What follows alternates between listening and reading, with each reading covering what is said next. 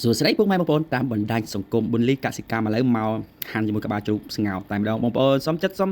បេះដូងពុកម៉ែបងប្អូនតាមបណ្ដាញសង្គមម្នាក់មកអេបផងដល់បាទរីនឹងជាមួយនឹងខ្ញុំបាទបុនលីកសិកម្មជាមួយនឹងមហោបណេះក្នុងទឹកដីរំទៅចំការពុកគាត់បានលៀមមកលីក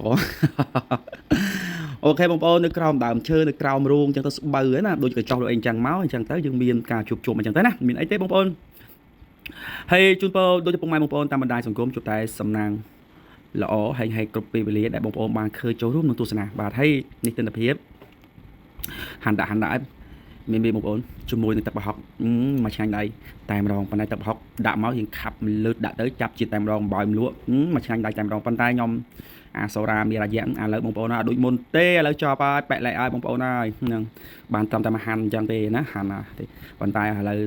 សូរ៉ាមីអីស្អីហ្នឹងលេងហូបលេងការដែរបងប្អូនណាឥឡូវមិនដឹងថៃសុខភាពអត់សូវអំណោយទៀនតែម្ដងប៉ុន្តែហាន់ហូបបាយហូបអីដូចតែនិយាយរួមទៅធម្មតាខ្ញុំកាប់ប៉ាត់ហ្នឹងអាកន្ទុយមានតែកន្ទុយជ្រូកទេបងប្អូនណាហើយនិយាយរួមមកជ្រូកហ្នឹងមិនសូវតែមាននិយាយរួមខ្លាញ់ទេហ្នឹងហើយស្ងោរហ្នឹងមកល្មមណាបងប្អូនណាចំហុយស្ងោរហ្នឹងច្រប់ល្មមរាល់តែក្បាលជ្រូកបើសិនតែផុយចប់បដាបងប្អូនផុយចប់ហ្មងអាហ្នឹងបានច្រប់ទេបើកាលណា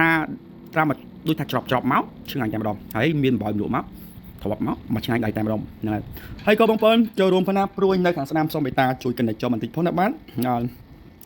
ហើយនេះចង់និយាយទៅคลิปនេះយូរមែនតើពុកម៉ែបងប្អូនណាយូរមែនតើមិនទាន់បានយកមកកាត់តងហោះចែកម្លែកចឹងទៅថ្ងៃហ្នឹងមានពេលវេលាបងប្អូនបាទសូមអរគុណច្រើនពុកម៉ែបងប្អូនចូលរួមតាមដានក្នុងទស្សនាបាទហើយនឹងគ្រប់ពេលវេលាណាហើយ